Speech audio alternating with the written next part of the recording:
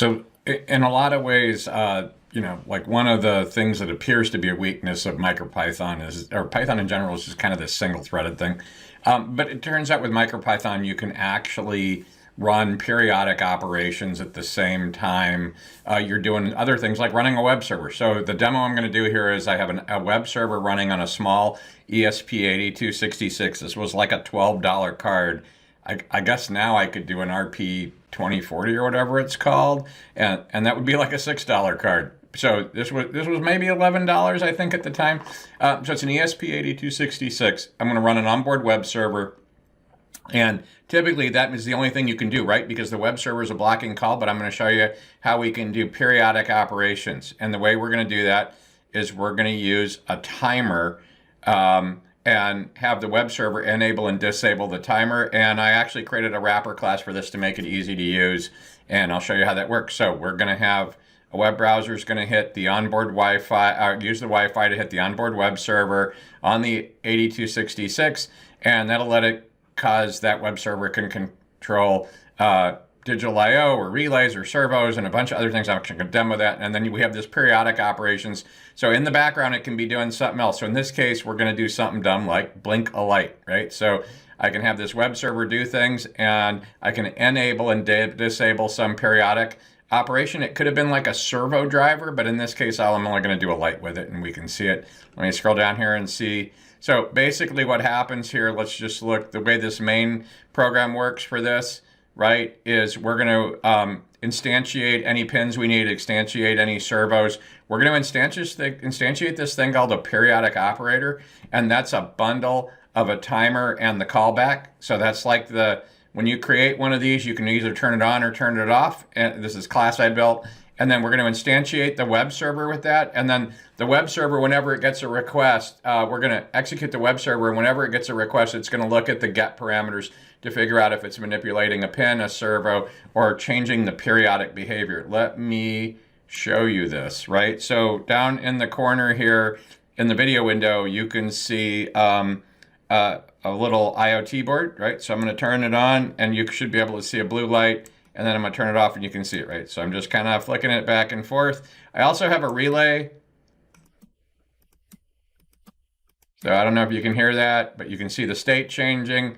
And then we've got these servo pins, right? You can kind of see the little thing moving here, and that's just because, so the web server you can give it a list of servos, and you can tell it what, and you can put any angles you want in the UI, and then it does a get call to show that, to make that work, right? And now, so the other thing here is this timed operation. So it turned out I created, I'll just demo it. So in this case, right, the pins, I just have to flip them back and forth, right? Because every time we do a get call with a parameter, slash output 0 equals on, output 1 equals off, whatever it is. But now what I would like to do is be able to control the servo and at the same time have the lights flash, right? And the only way that works, remember, the web server blocked, so you can't run any other code. But if I do these timed operations, and I'll show you how to set this up, I'm just going to hook it up to a timer. I called this thing, what did I call it? I called it the periodic operator. So what I have is this operator class that you can create for every timer you've got. And you just tell it what timer you're using, what period you want. It's not a one-shot in this case. And then you give it the callback function. And why did I make this wrapper? Because that means anybody that wants to have a periodic function to configure it, start and stop it, all they need to do is have one object. And that works out great because I can pass it into the web server config, and I can pass a whole list of these, and it'll be able to control as many periodic things as I've got timers for. Right? So in this case, this periodic operator takes a timer and a period and a callback, and it only has a couple interesting methods, start and stop, and you can ask it if it's running, right? And I'm going to show you, the main. I guess I could show you main. So in the main here, basically you can see a periodic operator. We created a periodic operator against, you know what, let me make this bigger. We created a periodic operator using a software timer with a 1/2 second period. So every half second it's going to do something. And I passed in this function called toggle pin callback. And all that does is flip the pin back and forth that it's been configured with, right? Dependency injection. Create a periodic operator, inject everything we know into it, and then we run the web server. We pass that operator into it. Okay?